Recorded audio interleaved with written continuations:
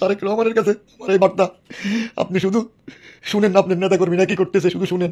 কিন্তু আমি কিছু না করার সত্ত্বেও এরা আমাকে আজকে এইভাবে অত্যাচার করছে। আসসালামু আলাইকুম দর্শক, বিএনপির কিছু কিছু কুলাঙ্গার যা শুরু করেছে দর্শক, তাতে করে বিএনপির ভরাডুবিতে আর বেশি দিন লাগবে না দর্শক। ফখরুল ইসলামের এই জন্যই তো কোরআনের রাজনীতি ভালো লাগে না।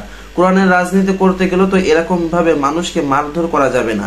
বিএনপির কিছু কিছু কুলাঙ্গার এই আলেমের সাথে, এই ডাক্তারের সাথে যে আচরণ করেছে দর্শক, সেটা বলার ভাষা রাখে না দর্শক। এই আলেমের সাথে কি ব্যবহার করা হয়েছে সেটা আপনারা দেখতে পাবেন। সাথে সাথে দর্শক, যে সমস্ত ব্যক্তিরা এই আলেম, এই ডাক্তারের সাথে এই ব্যবহার করেছে তাদের কি শাস্তি হওয়া উচিত অবশ্যই কমেন্ট করে জানাবেন। এবং আজকের ভিডিওটা দর্শক বেশি বেশি শেয়ার করে দিবেন, যাতে করে এই ভিডিওটা জনাব তারেক রহমান সাহেবের কাছে পৌঁছায় এবং তিনি কোনো একটা ব্যবস্থা নিতে পারে। চলুন দর্শক, সর্বপ্রথম আমরা দেখে আসি এই আলেমের সাথে, এই ডাক্তারের সাথে কি ব্যবহার করা হয়েছে। বাড়ি থেকে আসছি আমার দোকানে আপনাদেরকে একটা অনাকাঙ্ক্ষিত ঘটনা বলার জন্য। আমি আল্লাহর কাছে বিচার দিব, আর বিএনপির তারেক রহমানের কাছে আমার এই বার্তা, আপনি শুধু শুনেন না, আপনার নেতাকর্মীরা কি করতেছে শুধু শুনেন। আল্লাহর কাছে বিচার দেওয়ার আমার অর্থ হলো এটা, আল্লাহর বিচার সবচেয়ে সুন্দর বিচার।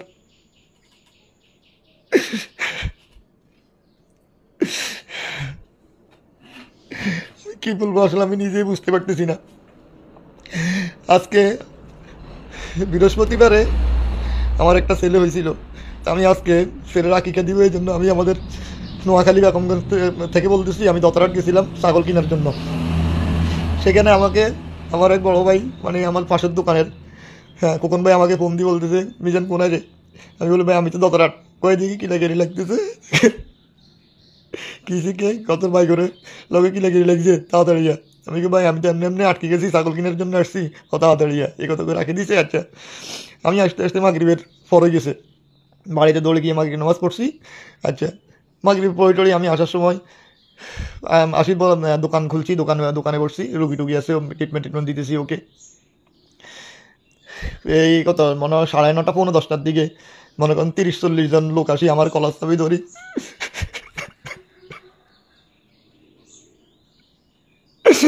আমার কলার চাবি ধরি আমাকে কয়েকটা তারপর আমার জামা ছেড়ে চালাইছে, আমার চুয়াটা আনি। আমি তুই দোকান থেকে বাইর, তুই দোকান থেকে বাইর। এই কোনো কথা নাই, কোনো বাক্য নাই, ডাইরেক্ট এটা।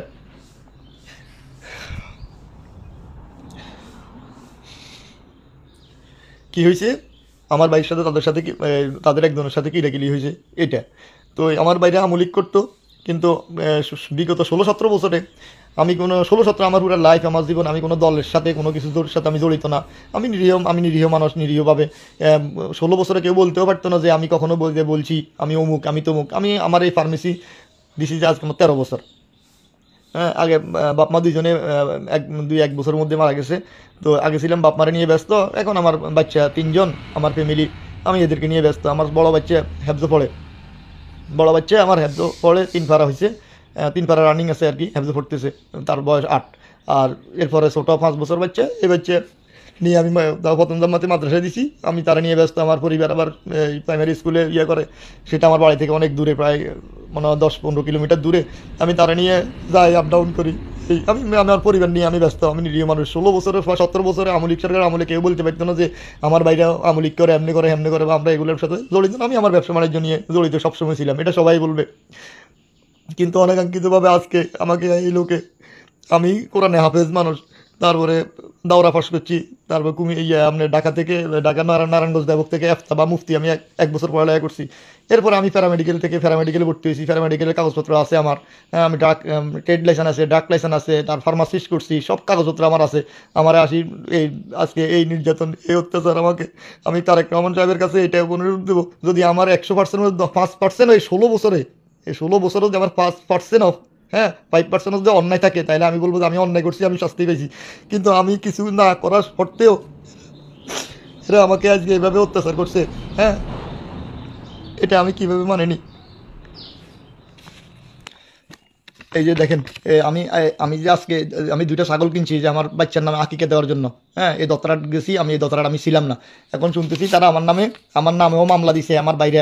হ্যাঁ, আমার ভাইয়ের সাথে তাদের সাথে হয়েছে শুনছি এতটুকু যে এই কি ইন্স্যুরেন্স বা গোল্ডেন লাইফ ইন্স্যুরেন্সের বিমা টিমা নিয়ে তাদের সুজন মামার সাথে এটা হয়েছে। হ্যাঁ, তাদের বাড়ি আমাদের বাড়ি পাশাপাশি। সুজন মামার সাথে কি হয়েছে, ভেজাল হয়েছে। এটারে এখন আমলিক বিএনপিতে রূপান্তরিত করে ফেলাইছে যে আমার বড় ভাই, হ্যাঁ, বা আমি সহ আমরা তারা ইয়ে করছি। এগুলা ফেসবুকে পোস্ট দিয়ে আবার মিথ্যা রটাতেছে যে এগুলো আমরা ছিলাম, অথচ আমি ছিলামই না। আমার নামও মামলা দিছে, আমার বড় ভাইয়ের নামও মামলা দিছে। আবার এই ব্যাপারটারে পারিবারিক মানে হেদের দুজনের যে দ্বন্দ্ব হয়েছে, এই দ্বন্দ্বটাকে তারা হস্তান্তর করছে ইয়েতে, বিএনপি বা আমলিক এই ধরনের ইয়েতে হস্তান্তর করছে। আমি আবার এই কিছুক্ষণ আগে ঘুম আসতেছে না, আমি সারা রাত ঘুমাই নাই, যে আমার এই কয়েকটা থাপ্পড় দিছে, যেটা আমি হেফজপুরাল লাইফে মনে করেন আমি 98 বা 2000 সালের আগে হাফেজ হয়েছি। ওই সময় যারা হেফজ পড়ছে তারা বলতে পারবো যে ওই সময় হেফজখানা কী ফিরতো বা কী কিরকম শাসন ছিল। কিন্তু এখন তো ওই তুলনায় হেফজখানার কোনো মারি নাই। হ্যাঁ, কিন্তু আমি আমার লাইফে এই মনে করেন এইভাবে অত্যাচার, এইভাবে সরম, এই যে দেখেন, এই যে এই যে রশি টানায় মনে করেন,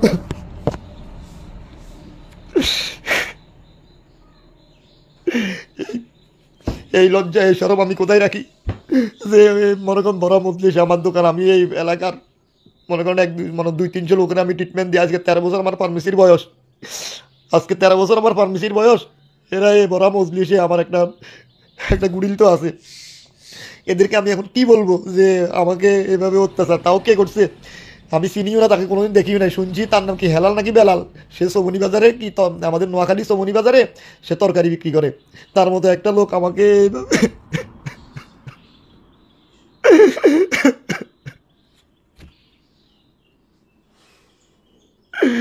এ আল্লাহ,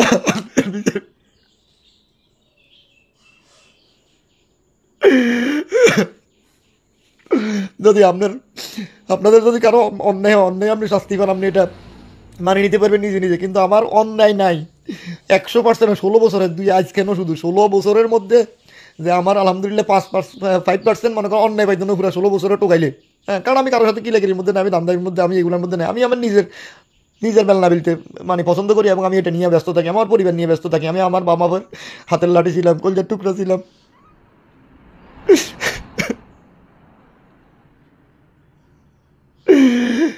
মানুষ দোকান দেয়, বাচ্চা টাচ্চাদের নাম পছন্দ করি দেয়, কিন্তু আমি আমার আদর করি, আমার ভালোবাসি। আমি আমার বাপের নামে আজাদ মেডিকেল হল দোকানের নাম রাখছি।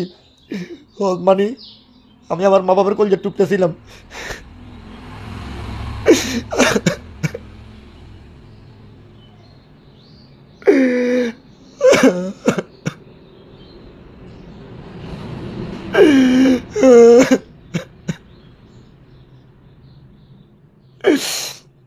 এই ভিডিও আমি করতেছি একটাই কারণ, যে আমার এই লোকগুলোর আমি কি বলবো। এটা যদি আত্মহত্যা করা মহাপাপ না হইতো, তো আমি ঠিক এই মুখ আমি কাউকে দেখাইতাম না, এই মুখ আমি কাউকে দেখাইতাম না। যে আমি একজন ঘুমপ্রিয় মানুষ, আমি দুপুরবেলাও ভাত খাই, আমি ঘুমাই। যারা আমার আশপাশে, যারা আমার রুগী, এরা জানে যে আমি বিকেলবেলা আমি দোকান খুলতে অনেক লেট হয়, যেহেতু আমি দুপুরে ঘুমাই শুই। আমি বাড়িতে আসন নামাজ করি না, আসন নামাজ পড়ি, নাস্তা করি, তারপর আমি আসতে আসতে অনেক মাগরিব নামাজ হয়ে যায়। আর সে আমি আজকে মনে করেন সারা রাত যাক না, আমার মাথা তুলে দিয়ে মনে হয় ভাবছা মানুষ এই ঠান্ডার মধ্যে, শীতের মধ্যে মানুষ কম্বল গাদ্দি ল্যাপ গাদ্দি ঘুমাইতেছে, আর আমি দোকানে 2 কিলোমিটারের বেশি পথ আমি হাঁটি আসি। আমি কোরআন শরীফ পড়তেছি, তাজ্জুদ নামাজ পড়ছি দোকানে, এই যে মুসলা তাজ্জুদ নামাজ পড়ি। এখন আমি এই ভিডিও করতেছি। যে আমি তারেক রহমান সাহেবের কাছে একটাই অনুরোধ,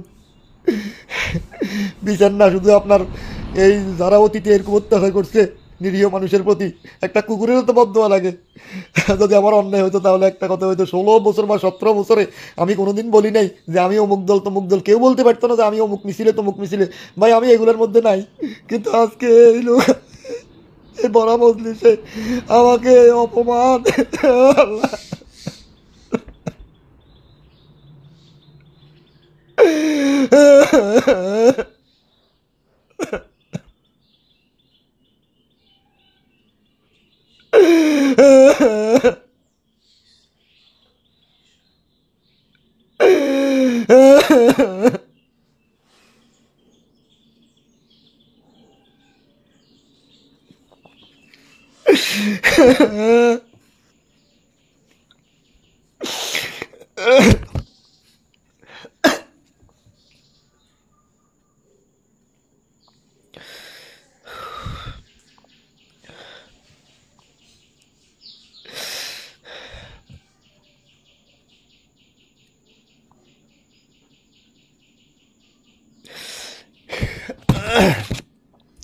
এটা আমি সবাইকে জানাই রাখলাম।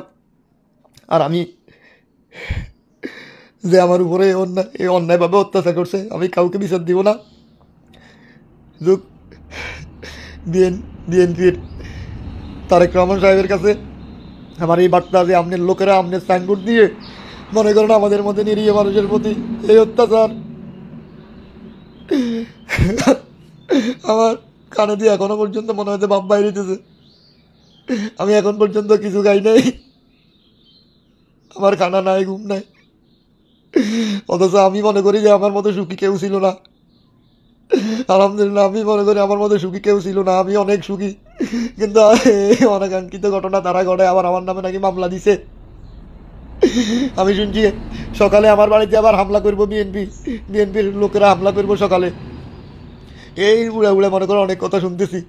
এই তো এখন অবিশ্বাসের কি আছে, যেখানে আমার সাথে কোনো কথা নাই, বাত্তি নাই, কোনো কিচ্ছু নেই, 1%ও নাই, সেখানে আমাকে ভাই এভাবে ভাই যারা আসছে মনে করেন তারাও আমার প্রতি এই অত্যাচার, তারাও যদিও অত কেমনে কেমনে আসছে বা নিয়ে আসছে, যারা যেভাবে আনছে, কিন্তু তারাও মনে করেন হয়ে গেছে যে আমার এইগুলো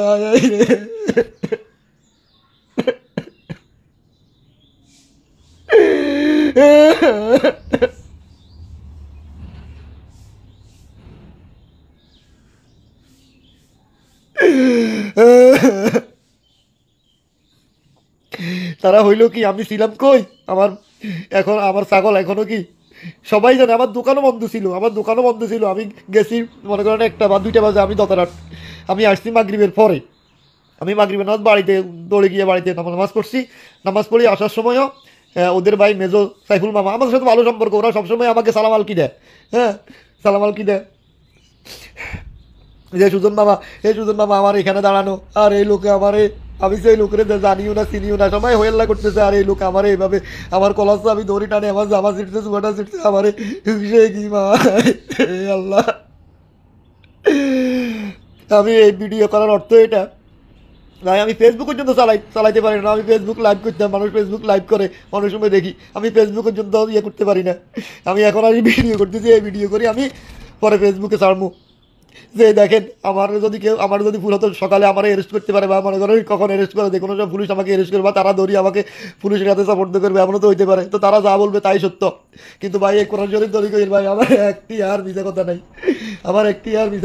নাই, আমার এই কোরআন শরীফ, আমি এই কোরআন শরীফ দিয়ে হ্যাবজে পড়ছি, বন্যাতে কোরআন শরীফটা নষ্ট হয়ে গেছে বাড়িতে, ওইটা এইভাবে আছে এখনো। এখন আমি এটা বুকে করে বাড়ি থেকে বাইরে এসেছি।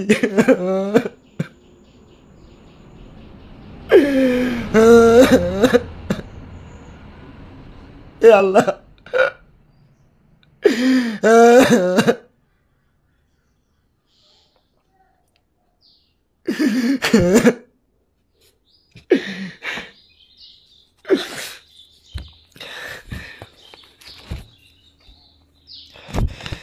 তারা এখন ফেসবুকে মিথ্যার ইয়ে ছড়াইতেছে। তারা যদি বলে সত্য, তাদেরকে বলিয়ে আমার মতো এইভাবে কোরআন শরীফ বুকে নিয়ে বলতে যে এটা যদি মাত্র 100%-এর মধ্যে 16 বছরের 10%ও যে আমার অন্যায়, একটা পোস্ট, একটা মিছিল, একটা মিটিং, একটা কথা, হ্যাঁ, যদি এমনও 10%ও দেখাইতে পারে, আমি বলবো যে গতকালকে এই আমার প্রতি এই নিপীড়ন ও নির্যাতন আমি মাথা পেতে নিব, আমি মনে করবো এটা আমার প্রাপ্য ছিল। আর নয় যে স্যার আমাকে এই অত্যাচার করছে, আমি আল্লাহর কাছে আমি 30 পারা কোরআনে হাফেজ, এই মানুষ আমাকে এভাবে মারল। আমি আমার লাইফে দোকানে তো আমি এত জোরে এত এত বাইরে আমি খাই নাই। আমি এই চেয়ারে বসি, আমি এক কথা কোরআন শরীফ আমি পড়বো। আল্লাহ, তুমি এর সুস্থ বিচার করিও, সুন্দর বিচার করিও। এই দেশের মানুষকে আমাকে যেরকম অপমান করছে, এই দেশের মানুষ যেভাবে দেখছে, তুমি এভাবে দেখাইও মানুষকে। তুমি পরম করুণাময়, অসীম দয়ালু আল্লাহ।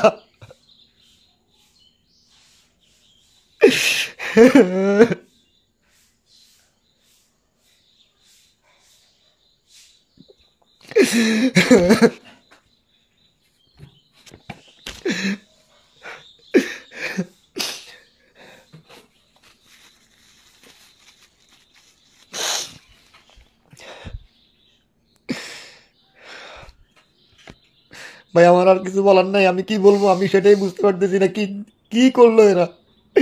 আমার এই একটা মানুষ, যেখানে মানুষ আমাকে আচার বিচারের জন্য ডাকে, সেখানে আমার প্রতি এই এই অবিচার। আবার ফেসবুকে লেখে আমরা অতর্কিত হামলা করছি। এর বাইরে মিথ্যা কথা মানুষ বুঝে এভাবে বলে ভাই। আবার যারা যারা এটা শেয়ার করতেছেন, কমেন্ট করতেছেন, ভাই সত্য মিথ্যা কিছু জানেন, তারপর এইভাবে বলিয়েন। আপনারা কি আমাদেরকে চিনেন না যারা এইভাবে এগুলো জানতেছেন? আর যারা বলবেন যে আমার বাইরে আমলিক করছে, এটা করছে, সেটা করছে, আসেন বাড়িতে আসেন, আপনাদের লোক বিএনপির বড় বড় লোকদেরকে নিয়ে আসেন। আমার ভাই দোনো ভাইয়ের ঘর এখনও আমার বাপ দিন না, পুরানা ঘরে থাকে, মাত্র 2 লাখ টাকা দিবেন, পুরা দোনো ভাইয়ের ঘর আপনাদেরকে দিয়ে দিব। আমার বাইরে কি করছে আসি দেখেন। হ্যাঁ, আপনার পছন্দ আপনি আমলিক করেন, হের পছন্দ হে বিএনপি করে, এর তো সবার পছন্দ থাকতেই পারে। আমার কোনো পছন্দই নেই ভাই। আমি যে সময় আমার ওয়াইফে যে বলছি না, আমার ওয়াইফ আপনার ইয়েতে চাকরি করে, প্রাইমারি স্কুলে চাকরি করে, আমি আমার ওয়াইফের নিয়ে ব্যস্ত। আমার ওয়াইফ আমার, আমি আলহামদুলিল্লাহ অনেক সুখী পরিবারের মধ্যে ছিলাম মনে করেন। তো ভোটের সময় বা বিভিন্ন কেন্দ্র ফলে আমি হরে নিয়ে ওখানে থাকি, আশপাশে থাকি, ঘুরি এই, বা বাড়িতে থাকলে আমি বাড়িতে ঘুমাই। ভোট দেওয়ার প্রয়োজন মনে করলে দিই, না হলে আমি ভোট দিই না, আমি যাই না। আমি আমার পরিবারের নিয়ে সময় নিয়ে ব্যস্ত থাকি। হ্যাঁ, কিন্তু আজকে এটা কী করল, এটা কী ঘটলো এটা আমি বলতেই পারতেছি না। মানুষ একজনকে একজনে যদি বললে এটাতে মারো, বুঝি মারি, এভাবে মারিব বুঝি, বুঝি তাকে আর জিজ্ঞাসা করতো না যে ভাই তোর অন্যায় কি, কি না কি অন্যায়। যে সবার প্রতি আমার এটাই আকুল আবেদন যে অন্তত সত্যটা জানিয়েন যে আমার। দর্শক, আমি জনাব তারেক রহমান সাহেবকে বলবো যারা এই ঘটনা ঘটিয়েছে তাদেরকে বহিষ্কার করে তাদেরকে দ্রুত আইনের আওতায় আনার ব্যবস্থা করুন। আজকে ভিডিও এই পর্যন্ত। ভিডিওর ভালো লাগলে লাইক দিবেন এবং বেশি বেশি শেয়ার করে অন্যকে দেখার সুযোগ করে দিবেন। আসসালামু আলাইকুম।